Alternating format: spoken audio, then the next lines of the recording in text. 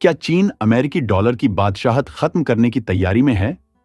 हाल के वर्षों में चीन ने सोने की भारी खरीदारी की है, जिससे वैश्विक वित्तीय बाजार और अमेरिका की आर्थिक स्थिति पर गंभीर असर पड़ रहा है।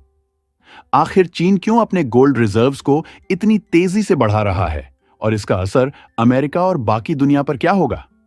आज के वीडियो में हम इस रहस्यमयी और रणनीतिक कदम को विस्तार से समझेंगे। दूसरे विश्व युद्ध के बाद से अमेरिकी डॉलर दुनिया भर में सबसे ताकतवर करेंसी बनी हुई है। ऐसा इसलिए हुआ क्योंकि 1944 के ब्रेटन वुड्स एग्रीमेंट के तहत अमेरिकी अर्थव्यवस्था को सबसे मजबूत माना गया। इसका फायदा अमेरिका को यह मिला कि उसे आसानी से कम ब्याज पर कर्ज मिल जाता है। लेकिन हाल के सालों में चीन अमेरिकी डॉलर की इस ताकत को चुनौती देने के लिए एक नई रणनीति अपना रहा है: सोने की भारी खरीदारी। चीन पिछले कुछ सालों से लगातार अपने गोल्ड रिजर्व्स बढ़ा रहा है। 2018 से 2023 के बीच चीन ने लगभग 300 टन से ज्यादा सोना खरीदा है। आज चीन के पास करीब 2254 टन सोना है। लेकिन चीन ऐसा क्यों कर रहा है? इसका मुख्य कारण है डॉलर पर निर्भरता कम करना। अमेरिका ने कई देशों पर डॉलर का इस्तेमाल करके आर्थिक प्रतिबंध सैंक्शंस लगाए हैं। उदाहरण के लिए, जब अमेरिका को किसी देश की नीतियां पसंद नहीं आती तो वह स्विफ्ट सिस्टम के जरिए उस देश के बैंकिंग सिस्टम को ब्लॉक कर देता है। इससे उस देश का व्यापार ठप हो सकता है। चीन इस खतरे से बचने के लिए अपनी अर्थव्यवस्था को मजबूत करना चाहता है।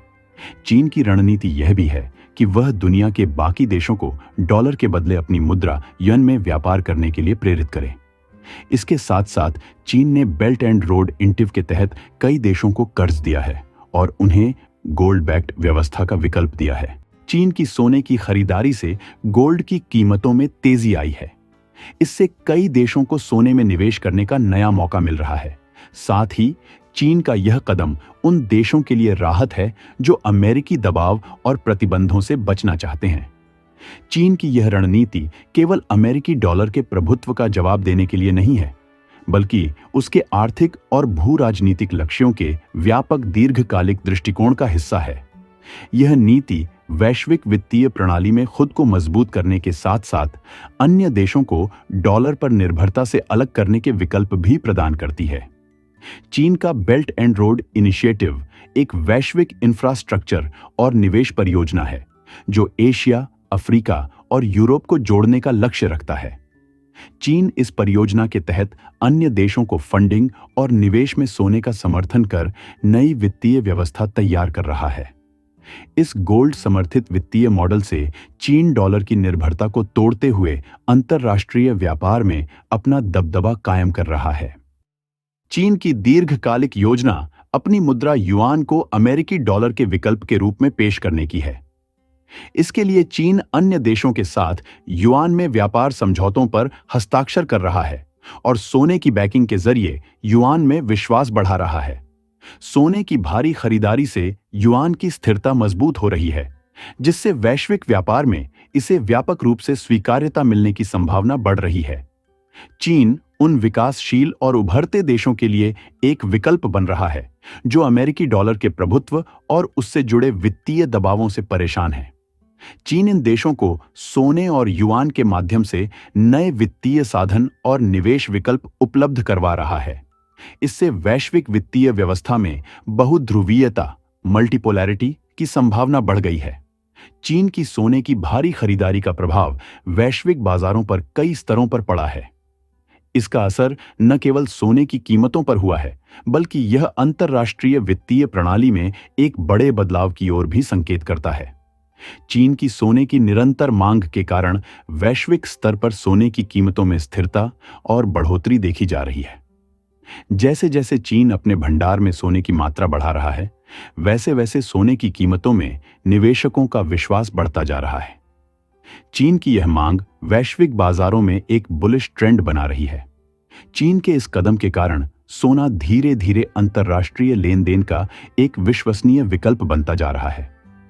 कई देश अब डॉलर के बजाय सोने में अपने वित्तीय सौदे करने पर विचार कर रहे हैं।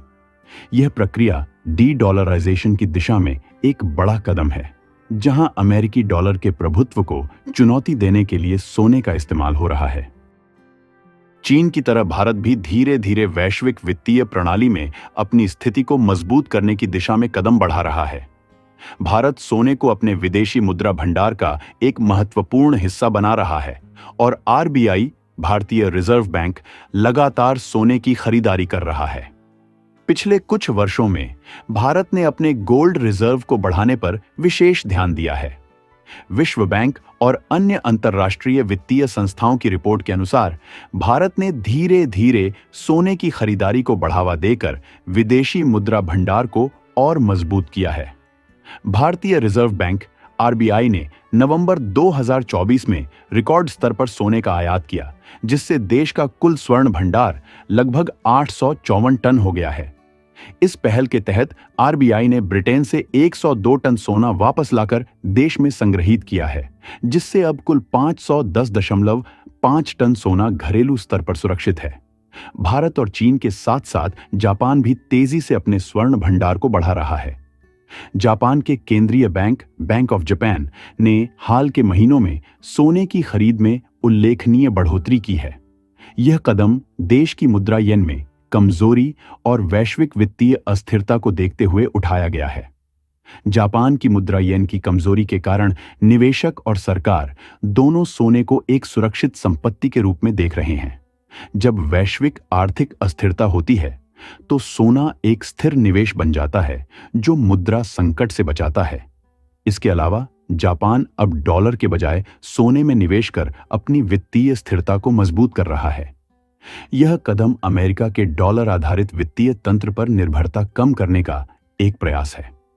बढ़ती मुद्रास्फीति के बीच सोने की कीमतों में निवेश जापान के लिए स्थिरता प्रदान कर रहा है, जो वित्तीय सुरक्षा की दृष्टि से महत्वपूर्ण है। जापान की सोने की बढ़ती मांग ने वैश्विक बाजार में सोने की कीमतों को और ऊंचा कर दिया है। जापान के केंद्रीय बैंक द्वारा की जा रही सोने की खरीदारी न केवल राष्ट्रीय स्तर पर वित्तीय सुरक्षा को बढ़ावा दे रही है, बल्कि वैश्विक बाजार में भी एक महत्वपूर्ण प्रभाव डाल रही है। साथ ही चीन और भारत के साथ जापान का यह कदम एक गोल्ड समर्थित वैश्विक अर्थव्यवस्था की ओर इशारा कर रहा है, जो आने वाले समय में वैश्विक आर्थिक समीकरणों को बदल सकता है। जापान का सोने में निवेश, खासकर डॉलर की कमजोरी और मुद्रा अस्थिरता के बीच, यह दिखाता है कि देश अपनी वित्तीय नीति में गहरी रणनीतिक सोच अपना रहा है। इस बदलाव के परिणाम स्वरूप वैश्विक व्यापार, निवेश और मुद्रा प्रणाली में बड़े परिवर्तन हो सकते हैं। एशियाई देशों का यह रुख, जिसमें भारत, चीन और जापान प्रमुख हैं, वैश्विक डॉलर व्यवस्था के लिए एक बड़ी चुनौती बन सकता है। पिछले दशकों में अमेरिकी डॉलर ने वैश्विक व्यापार और वित्तीय प्रणाली में अपनी प्रमुखता बनाई रखी थी, लेकिन अब यह देखा जा रहा है कि एशियाई देश, विशेष रूप से इन तीनों, सोने को एक वैकल्पिक और सुरक्षित संपत्ति के रूप में देख रहे हैं। यह केवल इन देशों की आर्थिक नीति का हिस्सा नहीं है, बल्कि यह वैश्विक स्तर पर डॉलर के प्रभुत्व को कम करने की दिशा में एक महत्वपूर्ण कदम हो सकता है। भारत का स्वर्ण भंडार नवंबर 2024 तक 854 टन तक पहुंचने का अनुमान है। वहीं चीन का स्वर्ण भंडार 2300 टन से अधिक है और यह लगातार बढ़ रहा है। इस वृद्धि के साथ चीन और भारत वैश्विक स्वर्ण बाजार पर एक महत्वपूर्ण प्रभाव डाल रहे हैं और उनके निवेश से सोने की कीमतों में लगातार उछाल देखने को मिल रहा है। वहीं जापान अपनी मुद्रा की सुरक्षा के लिए सोने में निवेश को प्राथमिकता दे रहा है, जो दर्शाता है कि देश वैश्विक वित्तीय अस्थिरता से निपटने के लिए तैयार है। भारत, चीन और जापान का यह कदम वैश्विक वित्तीय प्रणाली को एक नए युग की ओर ले जा रहा है, जहां डॉलर पर निर्भरता कम हो सकती है और सोना एक विकल्प मुद्रा के रूप में उभर सकता है। यदि यह प्रवृत्ति जारी रहती है तो आने वाले समय में इन देशों का स्वर्ण भंडार वैश्विक व्यापार और वित्तीय नीति में निर्णायक भूमिका निभा सकता है। यह बदलाव एक नया वैश्विक वित्तीय ढांचा बनाने की दिशा में एक बड़ा कदम साबित हो सकता है, जिसमें सोना एक महत्वपूर्ण भूमिका निभाएगा। चीन की सोने की इस रणनीति से साफ है कि वैश्विक वित्तीय परिदृश्य में बड़े बदलाव हो रहे हैं। अमेरिकी डॉलर की बादशाहत कितनी देर तक चलेगी, यह देखना दिलचस्प होगा। समय के साथ यदि अन्य देशों द्वारा भी सोने को सुरक्षित निवेश के रूप में अपनाया जाता है, तो यह वैश्विक आर्थिक समीकरणों को नई दिशा दे सकता है और डॉलर की सत्ता को चुनौती देने वाली एक नई मुद्रा व्यवस्था का उदय हो सकता है। अगर आपको यह जानकारी महत्वपूर्ण लगी हो, तो लाइक और सब्सक्राइब जरूर करें ताकि आप हमारे आने वाले सभी अपडेट्स से जुड़े रहें। धन्यवाद।